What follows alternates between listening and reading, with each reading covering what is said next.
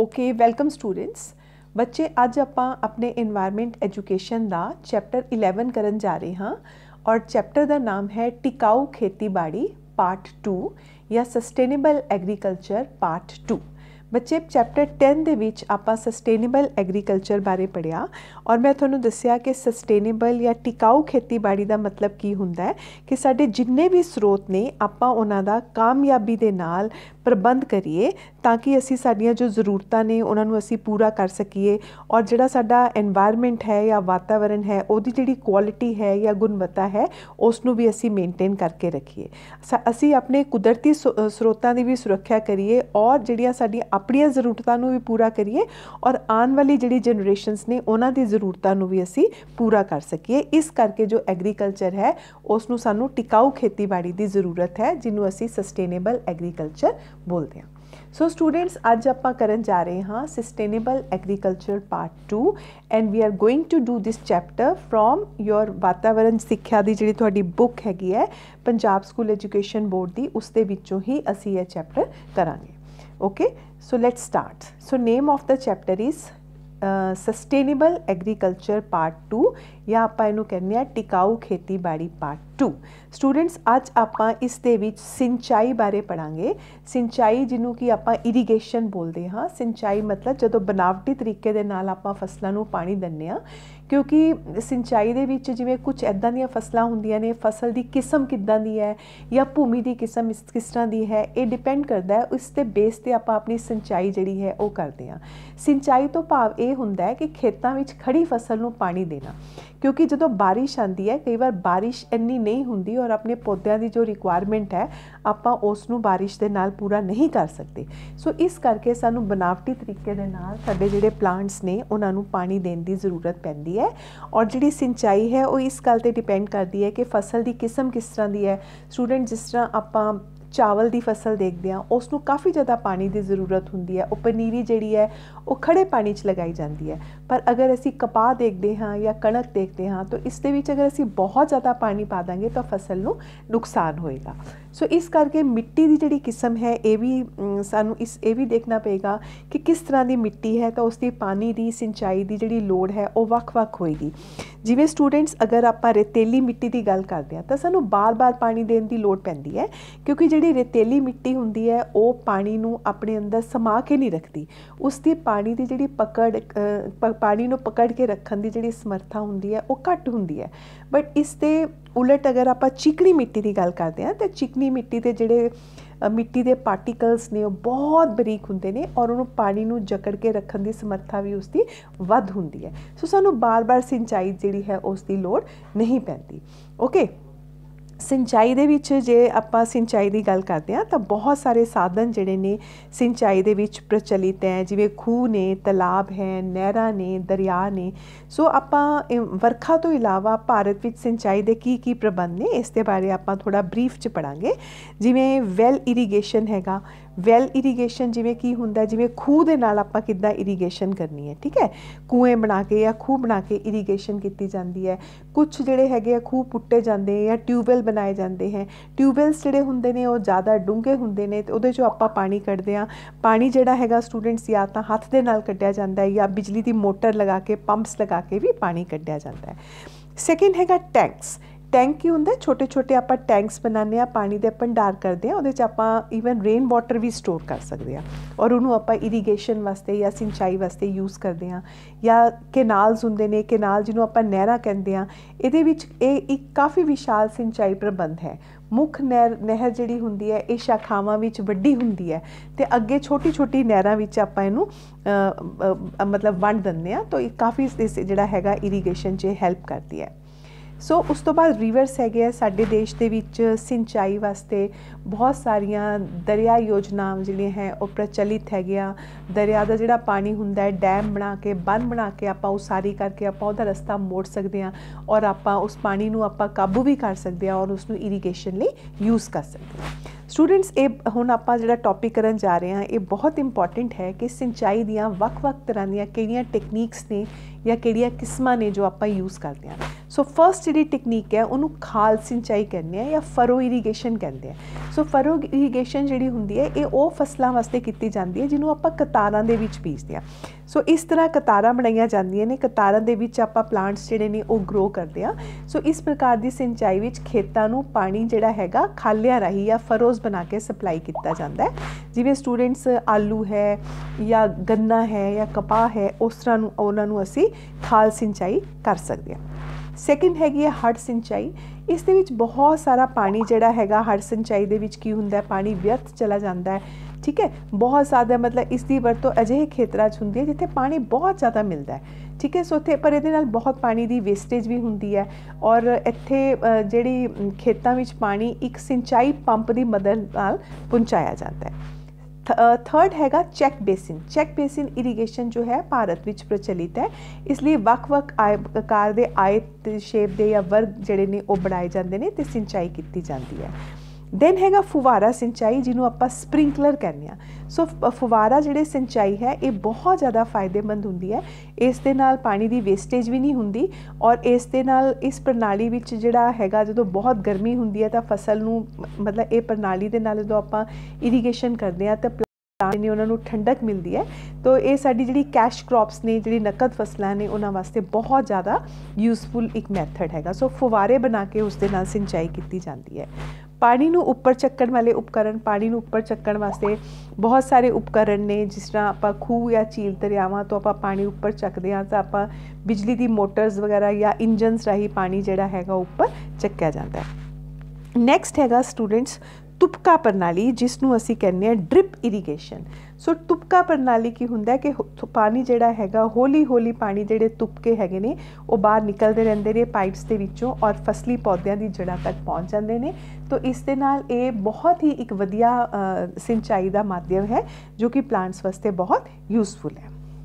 Next student आ गया कि जिहड़ी अपना उचित सिंचाई लिए जिहड़ी पानी संबंधी लोड़ां हैगियां भोजन उत्पादन बहुत वध सकता है। सो जेकर असीं टाइम ते अपनी क्रॉप्स नूं प्लांट्स नूं पानी दिंदे हां क्योंकि वक्-वक् फसलां नूं लोड़ींदा पानी दे के भूमि विच हवा दी वधिया आवाजाई, खनिजां दे रिसण 'च कमी आउणा, फसलां द्वारा पानी की उचित वरतों संभव हो सकती है। हुण इत्थे इंपॉर्टेंट क्वेश्चन आ रहा है कि असीं इरीगेशन की इंपॉर्टेंस की है या पौधों दे विच जिहड़ी सिंचाई है उसका की महत्व है। सो सिंचाई दे विच की हुंदा है जदों आपां पानी दिंदे हां तां जिहड़े खनिज तत्त हुंदे ने वो पानी च डिजोल्व हो जाते हैं और पौधा जिहड़ा हैगा उसनूं सोख लैंदियां ने रूट्स और जड़ा उन्होंने एब्जॉर्ब कर लैंदियां। सिंचाई जिहड़े हैगे ने भूमि नूं एक सिल प्रदान करती है। भूमि दे जिहड़ी हैगी है उस मॉइस्चर आंदा है जिस दे नाल जिहड़े बीजां दे पुंगरण विच सिंचाई हैल्प करती है। ईवन सिंचाई जिहड़ी हैगी है वो जड़ां दे वाधे वास्ते भी जरूरी है क्योंकि अगर मिट्टी खुश्क होएगी तो रूट्स जिहड़ियां ने वो प्रॉपर वधन फुलणगियां नहीं। सो सिंचाई मतलब जिहड़े जरूरी तत्त हैगे ने जिवें हाइड्रोजन, ऑक्सीजन। सो वाटर दे विच की हुंदा है हाइड्रोजन भी है, ऑक्सीजन ही है, फसल नूं प्रदान करती है जो कि फसल दे वाधे वास्ते बहुत जरूरी है। सिंचाई संबंधी समस्यावां कई बार जिहड़ा भूमि हेठला पानी है वो खत्म हो जाता है। वो कई इस तरह के इलाके ने जिथे वाष्पीकरण बहुत ज़्यादा हुंदा है उत्थे भूमि की सतह तो जहरीले नमक बन जाते हैं। इस दे लई जां तां पानी रिसके नीचे जावे तां जो नमक खत्म हो जाण जां मतलब कि नालियां विच वह जाण ते जां वाष्पीकरण घट करन लई इसकी वरतों करना। पानी की ना बराबर वंड जां व्यर्थ पानी रसायन के माड़े प्रबंधन करके माड़ी सिंचाई कर जिस कारण पानी का प्रदूषण भी हो सकता है। सो ये कुछ सानू प्रॉब्लम्स ने जो सानू इरीगेशन च फेस करनियां पैंदियां। नैक्सट टॉपिक हो गया स्टूडेंट्स रे की हुंदी है ते बनावटी खाद की हुंदी है। रे जिहड़ी है स्टूडेंट्स एक कुदरती खाद है। ठीक है, सो इहदे च कार्बनिक पदार्थ हुंदे ने, इसनूं असीं खाद की तरह इसकी वरतों करते हैं। सो ये जिहड़ी रे है ये भूमि की जिहड़ी उपजाऊ शक्ति है उसनूं वधाउंदी है और भूमि विच मौजूद जिहड़े जीवाणुओं द्वारा ये सोखी जाती है। ठीक है, सो जिवें नाइट्रोजन है पुराने समय च रे शब्द की वरतों जिहड़ी है वो अकार्बनिक पदार्थ अकार्बनिक खादां वास्ते कीती जाती सी। सो रे जिहड़ी हैगी है इसके मुख लक्षण की है कि रे दे विच जिहड़े पौष्टिक तत्व ने वो थोड़ी मात्रा विच हुंदे हैं। सो इस करके सानू इसनूं अगर जो पौधे नूं देना है तो सानू ज़्यादा मात्रा च पाना पेगा। तो रे विच कोई खास पोषक तत्व नहीं है, जिवें आपां पौधे नूं किसी एक खास पोषक तत्व की ज़रूरत है तो वो सानू रे दे विच कोई खास पोषक तत्व जिहड़ा हैगा वो नहीं मिलेगा। ये भारी हुंदी है, सानू ज़्यादा मात्रा चाहिदी है, दी ढोआ ढुआई जिहड़ी है औखी हुंदी है। सो रे जिहड़ी है या मैन्योर जिहड़ी है भूमि की उपजाऊ शक्ति नूं प्रभावित करते हैं। सो ये भूमि नूं जिहड़े पोषक तत्व प्रदान करते हैं, भूमि विच जिहड़े गंडोए हुंदे ने या जिहड़े जीवाणु हैगे ने उन्हां नूं ये भोजन प्रदान करती है। ठीक है, कार्बनिक पदार्थां की मात्रा इस विच बहुत ज़्यादा हुंदी है। सो ये भूमि विच हवा की सप्लाई और भूमि की बनतर जिहड़ी है उसनूं भी सुधार करती है। स्टूडेंट्स जिहड़े रे ने उहदियां इत्थे डिफरेंट टाइप्स लिखियां होईयां। एक तो जिवें रूड़ी की खाद है जिन्हों आपां फार्म यार्ड मैन्योर कहने आ, या कंपोस्ट है या ग्रीन मैन्योर है, ये तीनों की ने रे दियां किस्मां ने। रूड़ी की खाद जिहड़ी है ये कित्थों बनती है, जिहड़े पशुओं का मल मूत्र है, गोबर है या जिहड़ा क्रॉप्स का फसलों का जिहड़ा वेस्ट हुंदा है उसके अपघटन तो तैयार की जाती है। ठीक है, सो खेतों का जिहड़ा भी कोई वेस्ट हुंदा है उन्होंने इकट्ठा करके आपां मिट्टी नाल उन्होंने ढक दिंदे आ, उन्होंने गिला करते रहंदे आ तो सूखम जीवां का एक्शन हुंदा है और हौली हौली ये खाद विच बदल जाती है। सो इस दे विच नाइट्रोजन हुंदा है 0.5%, पोटैशियम है, फॉस्फेट है। सैकेंड हैगा कंपोस्ट। कंपोस्ट की हुंदा जिहड़ा गली सड़ी सब्जियां ने, सब्जियां दे छिलके, फ्रूट्स के छिलके। ठीक है, तो इत्थों कंपोस्ट जिहड़ी है वो तैयार की जाती है, एक ढेर के रूप च इहनूं इकट्ठा किया जाता है, फिर ये अपघटित हुंदी है। इसनूं भी बनन दे विच 3 ਤੋਂ 6 महीने लग जाते हैं। ठीक है, सो कंपोस्ट जिहड़ी है खेतों की रहंद खूंद अते शहरों के कूड़े करकट आदि तो तैयार हुंदी है। इस दे विच नाइट्रोजन 1.4%, पोटैशियम, फॉस्फेट ये जिहड़े ने न्यूट्रीएंट्स जिहड़े ने वो हुंदे हैं। उस तो बाद नैक्सट आ गया हरी खाद। स्टूडेंट्स ये भी कई बार बोर्ड एग्जाम्स विच क्वेश्चन पूछा जाता है कि रे दियां वख-वख किस्मां की ने। सो हरी खाद जिहड़ी है ये एक तेजी नाल उगन वाली फलीदार फसल खेत विच उगा के, एक फलीदार फसल खेत च उगाई जाती है, तेजी नाल उगती है, फिर इसनूं वाह के इसनूं मिट्टी दे नाल रला दिता जाता है। ठीक है, सो फलीदार फसल की, क्योंकि उस दियां फलीदार फसल नूं आपां इसलिए यूज़ करते हैं क्योंकि उहदी गंढां उहदे विच जिहड़ियां रूट्स हुंदियां उस दे विच गंढां दे विच नाइट्रोजन नूं फिक्स करन वाला, स्थिरीकरण वाला जीवाणु रहता है, दैट इज़ राइजोबियम। सो इस करके उस दे नाल जिहड़े प्लांट्स की जिहड़ी नाइट्रोजन की लोड़ है वो पूरी हो जाती है। सो ये जिहड़ी हरी खाद है ये एक तरह की मतलब इहदे विच पौधे जिहड़े आपां यूज़ करते हैं जिवें गुआरा हैगा या बरसीम हैगी है या सरों हैगी है। सो ये ग्रीन मैन्योर जिहड़ी है उस दे विच ये प्लांट्स यूज़ किए जाते हैं। ओके स्टूडेंट्स, नैक्सट साडे कोल बनावटी खादां आ गई, फर्टिलाइजर्स आ गए। बनावटी खादां यह जे यौगिक ने जो पौधे के वाधे वास्ते आपां इन्हां नूं यूज़ करते हैं, पौधे जिहड़ियां जड़ां ने इन्हां नूं सोख लैंदियां ने। बनावटी खादां दे मुख लक्षण की ने, एक कार्बनिक भी हो सकती है, अकार्बनिक भी हो सकती है। सो ये जिहड़ी हैगी है रे दे मुकाबले इस दे विच पोषक तत्व की मात्रा ज़्यादा हुंदी है। सो ये फैक्ट्रीज़ दे विच, इंडस्ट्रीज़ दे विच बनदियां ने, बड़ियां कॉन्सनट्रेटिड ने, सानूं इन्हां दी घट मात्रा चाहिदी हुंदी है, ये पानी दे विच घुलनशील हुंदियां। तो जदों असीं इन्हां नूं प्लांट्स नूं दिंदे आ, पानी पाने आ, तो बड़ी जल्दी जो है वो सुक्की जांदियां। जे पौधे दे विच किसी खास तत्व की कोई कमी है, खास पोषक तत्व पौधे नूं चाहिदा है, तो उस दे वास्ते असीं बनावटी फर्टिलाइजर्स जो है वो यूज़ कर सकते हैं। इन्हां दा भंडार करना, इन्हां नूं एक थां ते दूसरी थां ते लैके जाना, ट्रांसपोर्ट करना भी रे दे मुकाबले इन्हां दा सौखा है। ओके नैक्सट, सो बनावटी खादां वरतन दे की नुकसान ने। बनावटी खादां जिहड़ियां ने इहदे नाल अनाज का उत्पादन का वाधा हुंदा है, परंतु अगर असीं बार बार लगातार इन्हां दी वरतों करदे आ तां मिट्टी की जिहड़ी गुणवत्ता है, वो क्वालिटी है, वो प्रभावित हुंदी है। ये जिहड़ा है प्रदूषण भी करते हैं, पानी का या मिट्टी का प्रदूषण भी करते हैं, मिट्टी की बनतर भी नष्ट हो जाती है। ठीक है, सो स्टूडेंट्स उस तो बाद एक अपना नैक्सट इत्थे एक टॉपिक आ रहा बायो फर्टिलाइजर या जैव खादां। जैव खादां जिहड़ियां हुंदियां ने उहदे च की आएगी, सूखम जीव आउणगे, जिवें जीवाणु है या काई है या उरली है। सो ये भी भूमि की उपजाऊ शक्ति नूं वधाउण वास्ते वरते जाते हैं। सो जिवें फलीदार पौधे हैं, बरसीम, राइजोबियम सिम्बायोसिस के फलीदार जिहड़े पौधे हुंदे उन्हां दी जड़ां विच राइजोबियम बैक्टीरिया हुंदा है जो कि नाइट्रोजन का स्थिरीकरण करता है। ठीक है, इस तरह जीवाणु फ्री लिविंग बैक्टीरिया होंदे ने एजोलाबैक्टर जो कि मिट्टी भी सहजीवी के रूप च रहिंदे ने। ठीक है, सो कई इत्थे एग्जाम्पल्स हैं।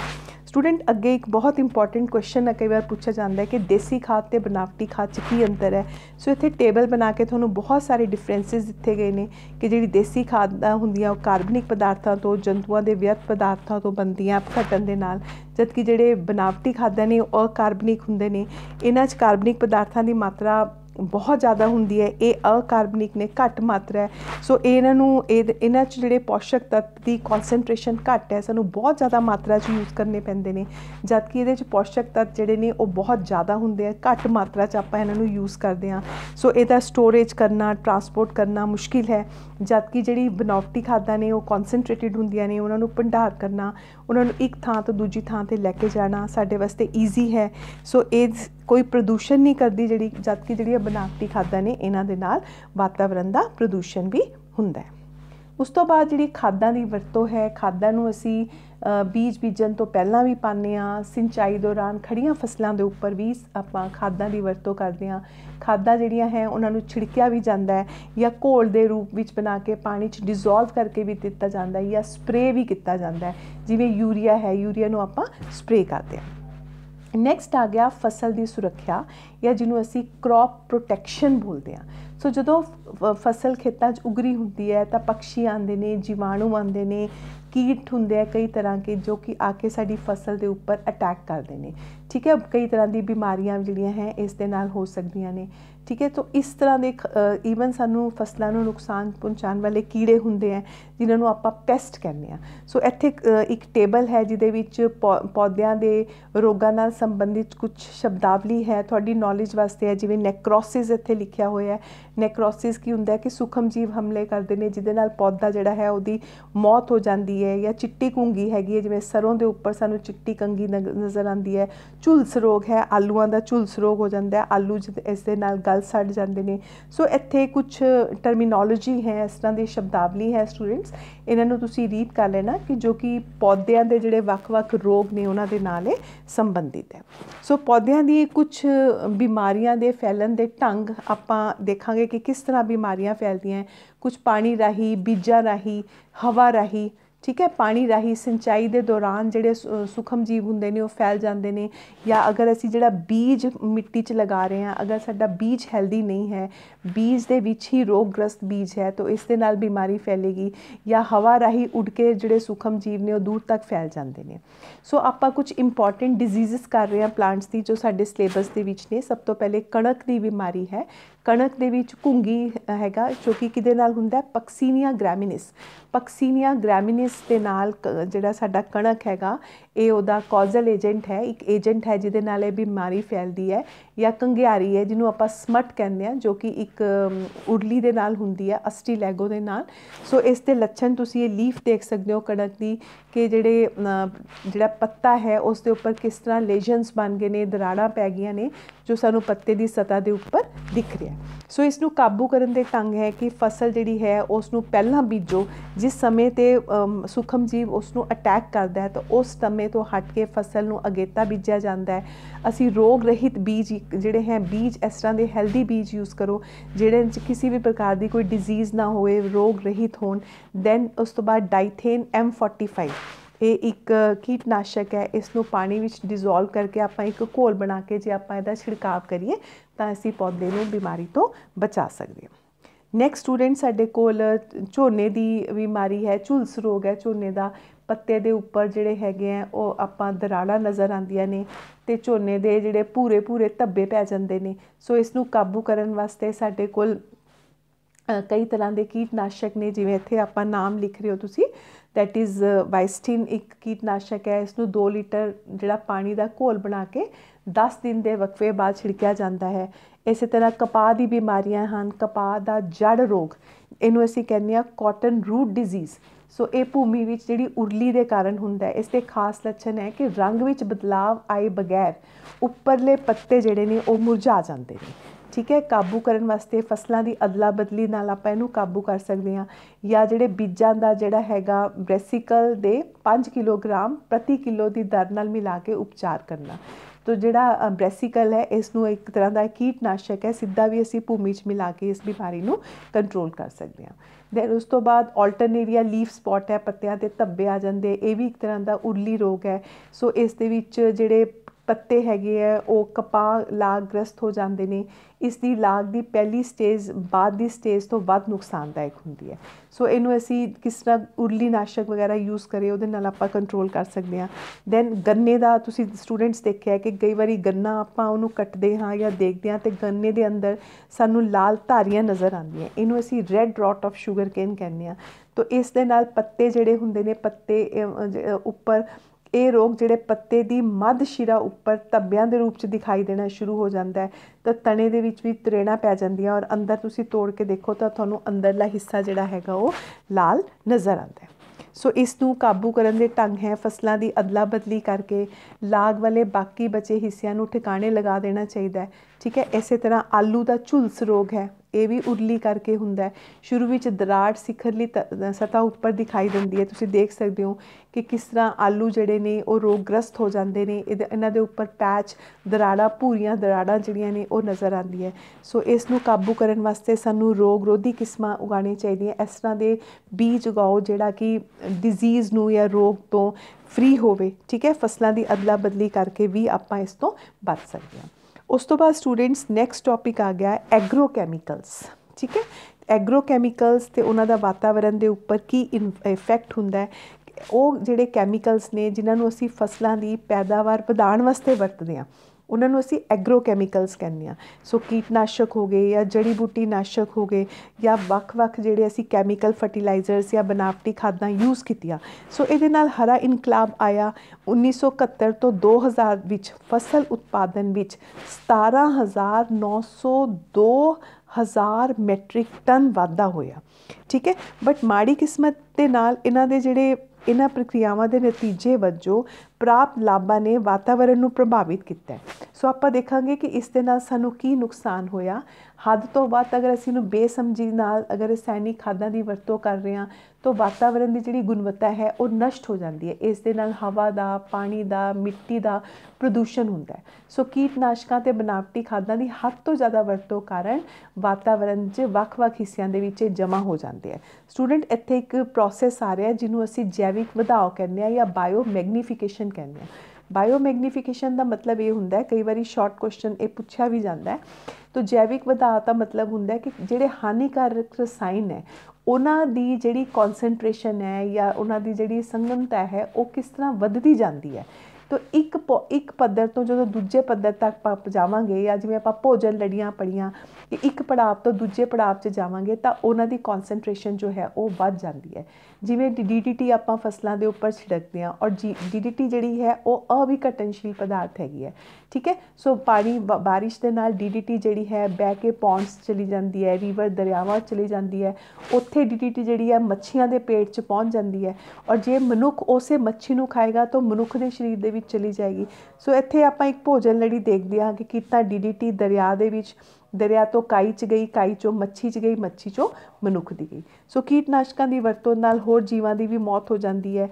ਉੱਚ ਕੋਟੀ ਦੇ ਹਾਨੀਕਾਰਕ ਕੀਟਾਂ ਦਾ बढ़ना, जो अगर कीटनाशकों की असी लोड़ तो वध यूज़ करांगे तो कीट जिहड़े ने वो अपने अंदर एक प्रतिरोध क्षमता पैदा कर लेंदे हैं। फिर तुसीं जिवें असी DDT स्प्रे भी करांगे तो वो कीट जिहड़े ने वो मरनगे नहीं, क्योंकि उन्हां दे अंदर उस पर्टिकुलर जिहड़ा कीटनाशक आपां यूज़ कर रहे हैं उहदे प्रति प्रतिरोध क्षमता जो है वो पैदा हो जाती है। उस तो बाद इस दे नाल मिट्टी का खारापन हो जाता है, वाटर लॉगिंग हो जाती है। सो ये काफ़ी सारिया समस्यावां हैगियां।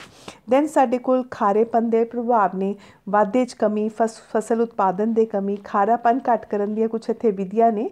मैथड्स टू रिमूव सैलिनिटी, खारेपन नूं असीं किद्दां कढा सकदे हां। उचित किस्म दे पानी की वरतों करो ते नमकां दे निकास लई धरती दे हेठां छेकां वाली पाइपां दा जाल विछाओ, तो इस दे नाल असीं खारेपन नूं कंट्रोल कर सकते हैं।